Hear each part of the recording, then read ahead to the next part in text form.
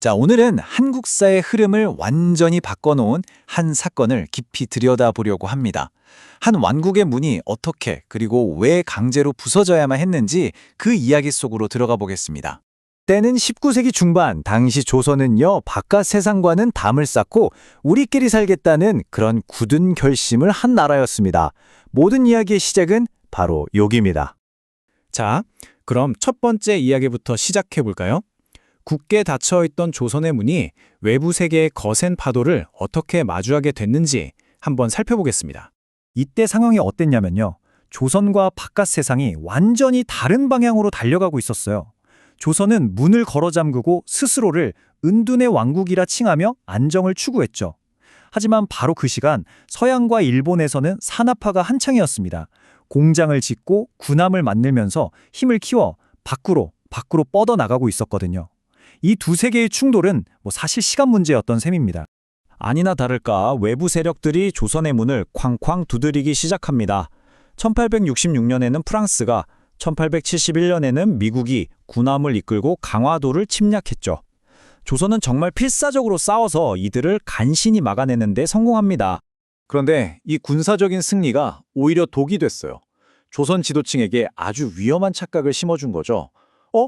우리가 저 서양 오랑캐들을 물리쳤네? 우리는 이대로 괜찮아. 문 닫고 살아도 충분히 강해. 이런 안일한 생각에 빠져버린 겁니다. 하지만 그들이 버티고 있다고 생각하는 동안 진짜 위협은 바로 옆에서 훨씬 더 무섭게 몸집을 불리고 있었습니다. 하지만 그 쇄국 정착이 더는 버틸 수 없었던 결정적인 순간이 찾아옵니다. 바로 1876년의 일이죠. 예전의 프랑스나 미국과는 차원이 다른 상대가 나타났습니다. 바로 메이지 유신으로 완전히 근대화된 일본이었죠. 일본은 군함을 앞세워서 무력으로 위협했고 결국 조선은 수백 년간 지켜온 쇄국의 빗장을 풀 수밖에 없었습니다. 여기서 중요한 건 이게 절대 평등한 조약이 아니었다는 점이에요. 우선 부산, 원산, 인천 3개 항구를 강제로 열어야 했고요. 조선 땅에서 일본인이 죄를 지어도 조선법으로 처벌할 수 없는 치외법권을 인정해야 했습니다. 거기다 관세 통제권까지 넘겨줘서 우리 경제를 보호할 최소한의 장치마저 빼앗겼죠. 그야말로 모든 조항이 일본에게만 유리한 불평등 조약의 전형이었습니다. 그러니까 핵심은 바로 이겁니다. 문이 스스로 열린 게 아니라는 거. 외부의 힘에 의해 강제로, 말 그대로 부서진 거였죠. 이 사실 하나가 이후 한반도의 운명을 완전히 뒤흔들어 놓게 됩니다. 이렇게 경제로 열린 문은 그 파장을 고스란히 조선 사회 내부로 몰고 왔습니다.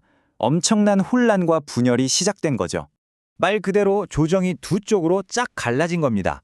한쪽에서는 개화파가 이제 우리도 서양과 일본처럼 신기술을 배우고 제도를 바꿔야 산다고 외쳤고요. 다른 한쪽에선 위정척사파가 근본 없는 서양 것들은 다 배척하고 우리의 성리학적 질서를 지켜야 한다고 왔었습니다.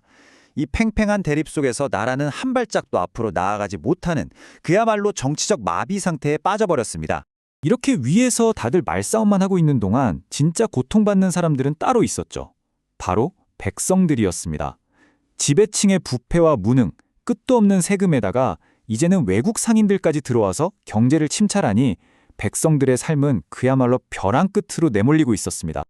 수십 년 동안 쌓이고 쌓였던 이 분노, 이 좌절이 마침내 거대한 불길이 되어 활활 타오릅니다.